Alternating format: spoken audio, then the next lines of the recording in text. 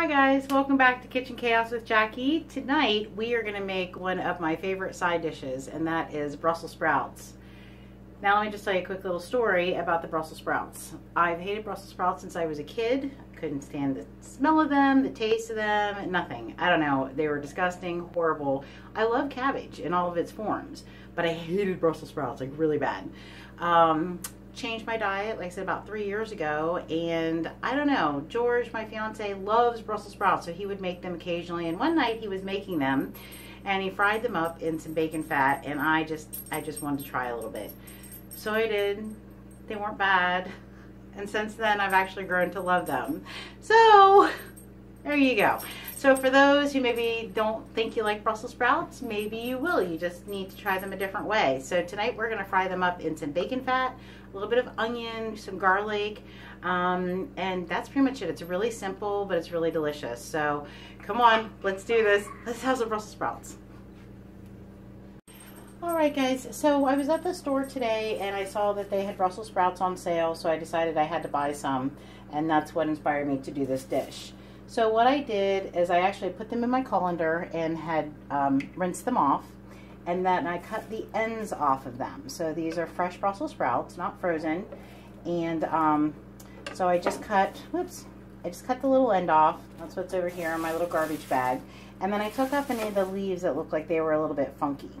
So now what we're going to do is we're actually just going to split them in half, and this is so they will cook more evenly and you'll get a nice crisp on them. My favorite part is the crispy outer leaves, but we want to also steam them in the pan we're cooking them in to make them nice and tender. So you're just going to go through and you're just cutting them in half. Don't mind all your little bits and pieces that are going to fall off. You're going to throw those into the skillet too. So, but you just see beautiful little heads of cabbage. Now they will stink up your kitchen, I'm not going to lie to you, but like I said, they are just so good. They're also really good roasted. I like to toss them in some bacon fat, salt, pepper, and garlic, and roast them in the oven. Like I said, tonight we're going to do them on the stove, and it really won't take us very long. So I'm going to finish doing this, and then we're going to get an onion prepped. I'm going to cut up about a half of an onion. I'm going to chop that up, and then we'll throw that in as well. So come back to me in a few minutes and I'll show you what it looks like. I'll show you what else we were having for dinner tonight. I bought a pork tenderloin. It was on sale. It's about 1.5 pounds. So what I did is I just cut it in half, and I put it the fat side up so that it'll render down and flavor the pork. This one has lemon pepper seasoning on it, and I put it in foil. The first thing I'm going to do is pop it in the oven at 425. We're going to do that for about 10 to 15 minutes. I just want to kind of get it brown. I was going to brown it in the skillet, but I'm not going to do that. I'm just going to do it in the oven. And so, yeah, so we're just going to pop that in the oven, and then I will turn the heat down to 350 and let it go for about another 45 minutes. So I just thought I'd show you that real quick. The other thing I'm going to do with it is I had some leftover regular pesto in the fridge. There's just a tiny little bit in here, and that is just basil. It has Parmesan cheese and garlic, and it's really flavorful. So even though this is one of those pre-marinated pork loins, I wanted to use up the little bit of pesto that I had in the fridge. So once I get it to brown a little bit and I turn the oven down, I'm going to put the pesto on and a little bit of butter to baste it in, and then we're just going to let it do its thing. So I'm going to be putting that in the oven here in just a couple of minutes. And then the other thing I have going on is a little bit of less than 1/2 of a white onion and 3 cloves of garlic that we're going to chop up for the Brussels sprouts. Alright guys, so I just pulled the pork out of the oven. Like I said, I had it in at 425 for about 15 minutes and just wanted to get a little bit of color on it. So now what I'm going to do is I'm going to take, just like I said, there's just a little bit of pesto in here, and I thought the pesto and the lemon pepper would go really good together. So we're just going to slather that on top.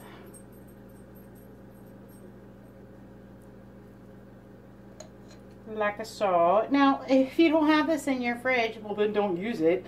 I am one of those people that I will dig through the fridge with when I'm making something and see if there's anything else I can jazz it up with.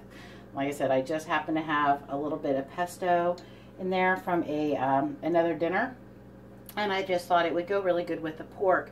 Plus, I'm going to put some butter in here, and that's going to make a really nice pan sauce so that I can have that over the pork. It's going to be really delicious.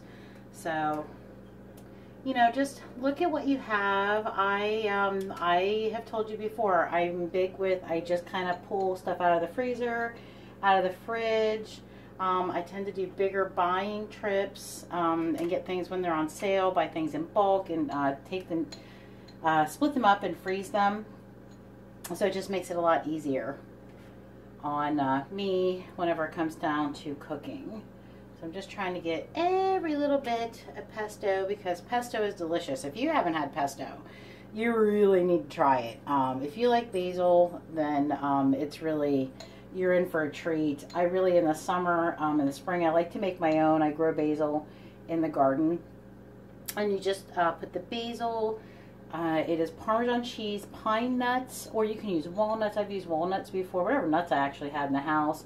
Some olive oil, and you just pulse that up, and it creates this beautiful paste, and it adds so much flavor to things. So I've used up all I have in there.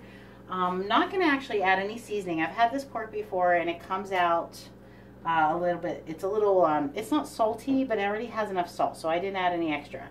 So I put the butter on top. I just did 4 little pats of butter.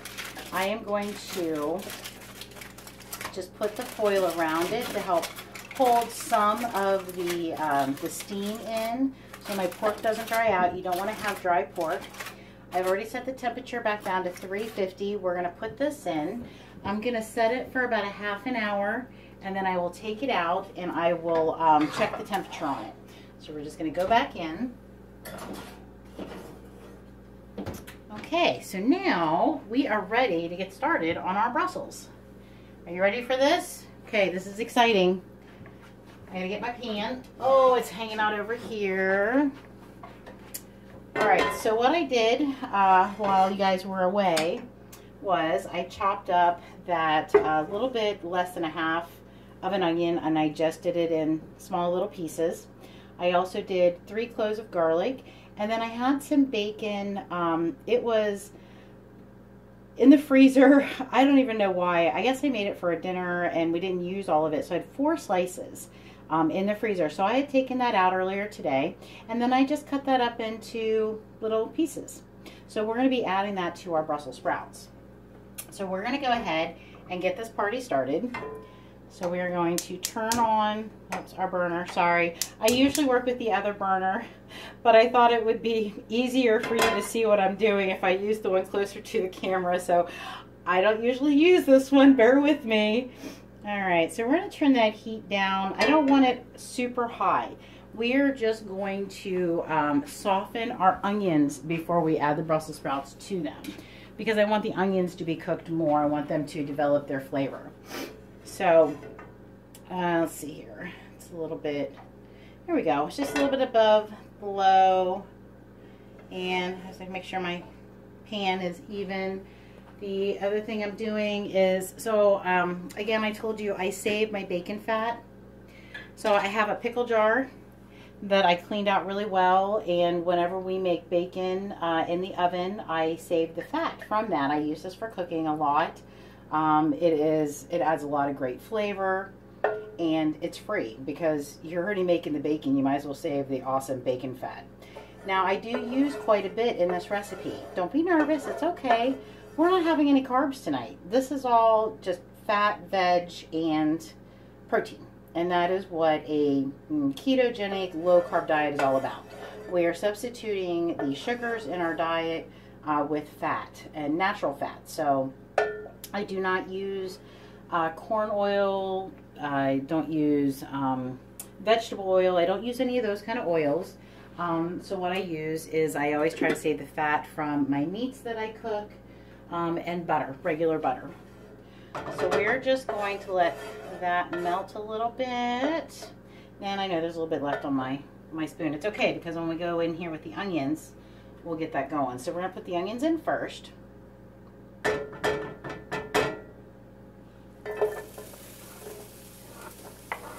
And then normally I would not put my garlic in now. I would wait because I don't want to burn it. But since I'm going to cook this at such a low temperature, because I'm just going to soften everything, I'm going to go ahead and put the garlic in there as well.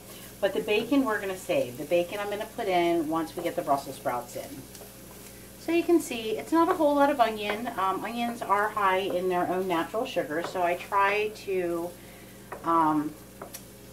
be conservative with them. I love onions. I mean, I could eat like a whole pan full of onions, but I try really hard because I do notice it can create a rise in my blood sugar if I use too many. Well, and there is Jack. And Sophie and Jack are in the kitchen with me. You don't see them. I think Sophie was upset. She was climbing on my leg because she hasn't been on camera in a while, so we'll have to plan something so we can do that. All right, so what we're doing is, like I said, I'm just going to kind of let that go.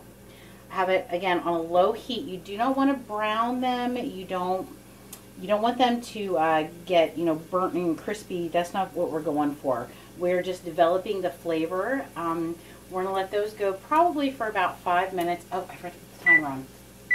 We're going to let those go for about 5 minutes, and then I'm going to add our Brussels sprouts. And these are the Brussels sprouts. I just put them back in the colander. I cut them in half, so little half cabbages.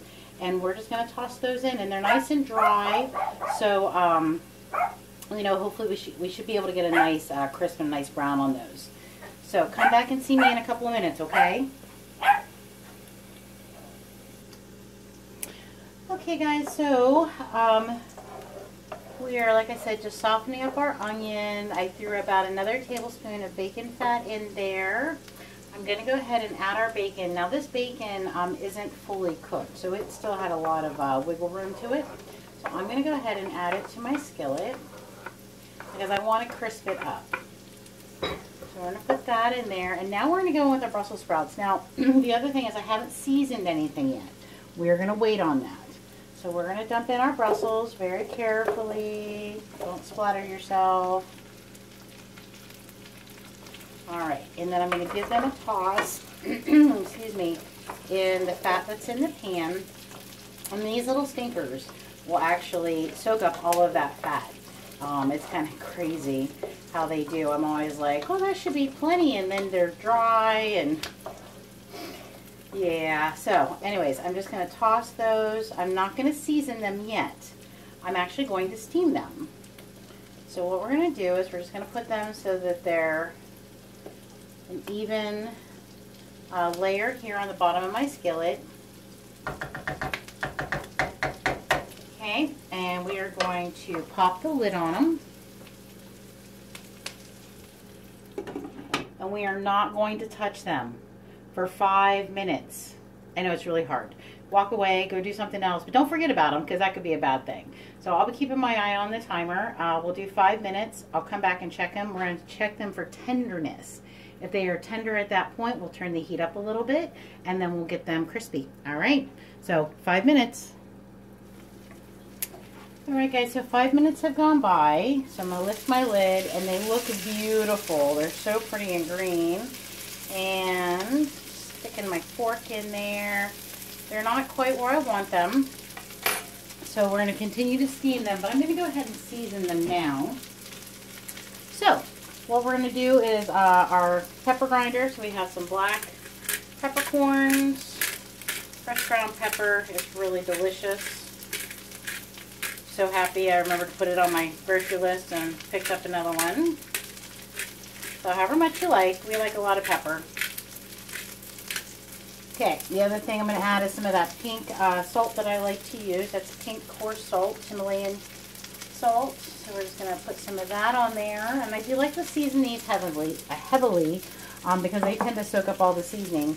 The other thing is the Sazon that I like to use. Now this is one I found it at one of my grocery stores here in Pennsylvania. So you might not be able to find it. You can use whatever mixture you like. This just has some garlic and black pepper, turmeric, oregano, basil, so just a few different things. It has no added sugar to it, so that's always the thing I look for when I buy pre-made seasonings, is I check to make sure there's no sugar. So I seasoned them. I'm not going to stir them again. I'm going to go ahead and put the lid on, and I'm going to let them go for another 3 minutes, and then we'll check them again, okay? All right, so we'll be back on the 15. Okay guys, so I'm back a minute early. Don't judge me. Alright, so I could smell them and they smelled like they were getting done. So I checked the tenderness and they're fork tender. So that's where I wanted them. So now I'm going to give them a good stir. And they've already started to get some color on them. So that is wonderful because there's just nothing like that little bit of crispiness on the outside of the Brussels sprout and then the tenderness on the inside. So my bacon is rendering out a little bit and it's getting a little bit crispy. So actually what my goal now is to try to flip them, like the parts that weren't flipped over while I had them steaming in the pan. Because, oh, see, I don't know, can you see this one? It's going to be hot. Look at it. Oh, it's so pretty. That's what we want. So we're just going to kind of flip those around. Now the other thing that I have done is at Aldi's, they sell Brussels sprouts. They're in a steamable bag. So they're fresh Brussels sprouts. They're over there in the produce section. And I actually go ahead and I steam them in that bag for about 4 minutes. I take them out and then I put them in the skillet just like I'm doing now. So you just kind of skip that, that one little step of steaming them in your skillet. So like I said, these were fresh at our local grocery store, so that's why we did them the way that we did. So we're just gonna kind of move them around a little bit, and I'm gonna turn the heat up just a little. Excuse me, not too much. I don't want to burn them. Like I said, I just kind of want to finish them off and get them a little crispy. Excuse me, make sure that bacon is good, and then we're gonna try one and make sure that our seasoning is spot on. So just remember, you can't take your seasoning away. So, you know, just put a tiny little bit on, you add as you go. So we are, I've made these a few times. I know how much salt and stuff that it takes. So don't think, oh, that's so much. I don't want to use that much. You don't have to. Use what you like. Okay, we're going to try a Brussels. Oh, we should try a Brussels with bacon. Yeah, there we go. I'm just going to let that sit out for a second. So our pork is still going in the oven, and yeah, dinner will be done here in just about 13 minutes or so. Like I said, we're going to check the temperature of our pork when the timer goes off and see where it is. Oh, they're starting to bounce a little bit. Those are so good. Oh, gosh. All right. They don't need any more salt. I'm going to throw a little bit more pepper on here because I told you, I like pepper. Oh my goodness. And I feel like we need a little something else. Again, the salt feels really good. So I'm going into my spice cabinet here where I keep all my good stuff. And even though we used onion in it, I'm going to sprinkle just a little bit of onion powder. Just a little. Ooh, now the other thing that would be really good if you like spicy stuff is a little bit of pepper flake. Like crushed red pepper flake. But since George does not like spicy, we're not going to do that.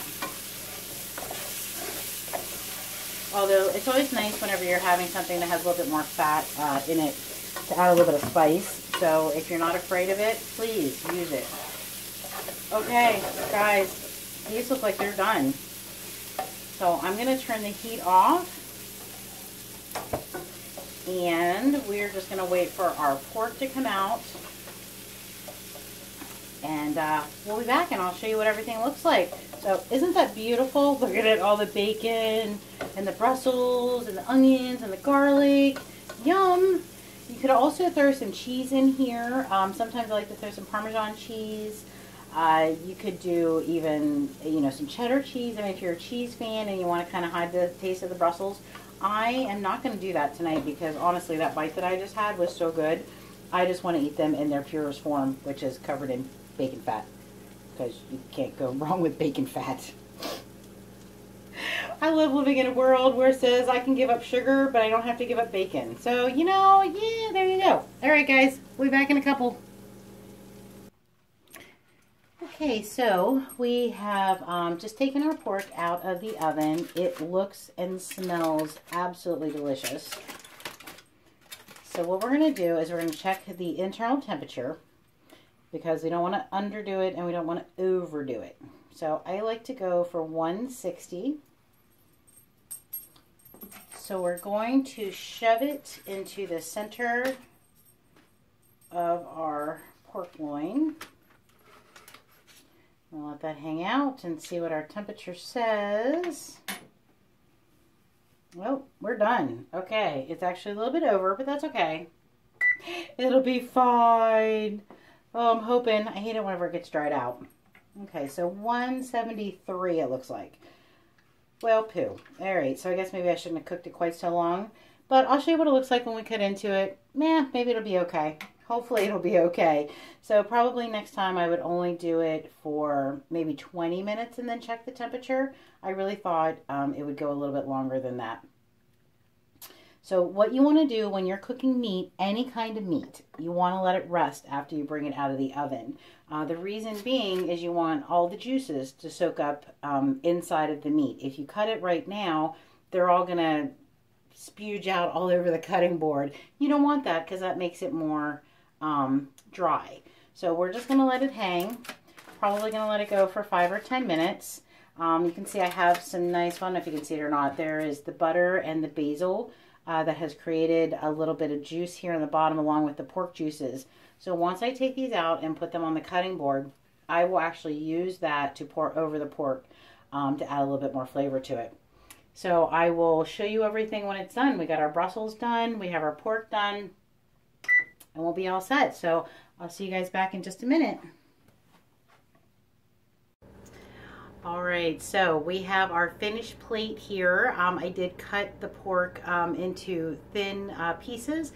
I tasted it. It is still moist and juicy. So even though I cooked it a little bit longer than I would have wanted to, it still came out really, really good. And of course, our lovely Brussels. So there is our finished plate. So I hope you guys will try the Brussels sprouts and let me know what you think, okay, if you like them or not. Again, I always appreciate you watching and supporting me in this endeavor of living a low-carb lifestyle and trying to make your favorite foods into low-carb foods, or maybe something that you're not a big fan of or you thought you weren't and you want to try them. Like I said, Brussels, boo. But now, Brussels, yay! All right, hit that subscribe button. Give me a thumbs up. Please leave me a comment. Let me know what you think. Let me know what else you would like me to make. I'm going to try to be filming more, so we'll see how it goes. We're heading into 2020, so let's see what happens. All right. Thanks, guys. Have a great night. Be good to each other. And as always, peace.